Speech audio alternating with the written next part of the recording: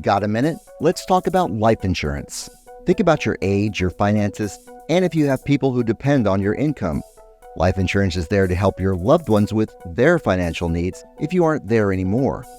Consider your mortgage and other debts, children's education and medical needs. Add those up and you'll have a good idea of how much life insurance you may need.